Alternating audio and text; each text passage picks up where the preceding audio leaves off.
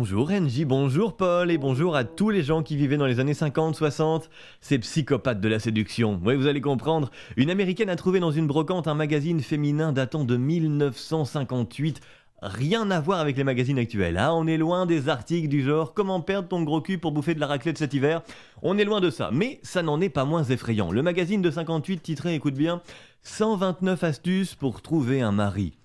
Oui, Waouh. pas pour trouver l'amour de sa vie, hein. Non, un mari. Et pour réaliser cette liste, ils avaient réuni des expertes, hein, comme il marque, un panel de femmes, une hôtesse de l'air, une ingénieure qu'on écrivait sans eux à l'époque, une mère au foyer, etc. Et toutes ces femmes se sont mises d'accord pour établir une liste de comment se comporter pour pécho un mari.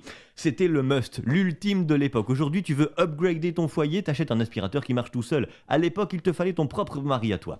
Moi, j'ai l'impression quand même d'avoir entre les mains un guide officiel pour le jeu Pokémon. C'est armez-vous d'un filet, allez dans les hautes herbes, attrapez-les tous. Ouais, j'ai vraiment l'impression de ça.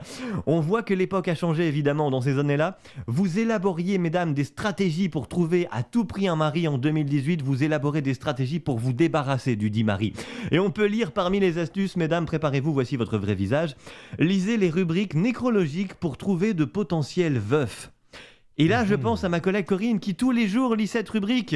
Oui, c'est Coucou vrai. Corinne. Je me demandais pourquoi tout le monde lisait ça. J'ai compris, c'est un catalogue le truc. Tu fais ton choix. Du coup, je vois les choses différemment. Méfie-toi si ton oncle te demande de voir la photo de groupe de classe. On est dans le Nord.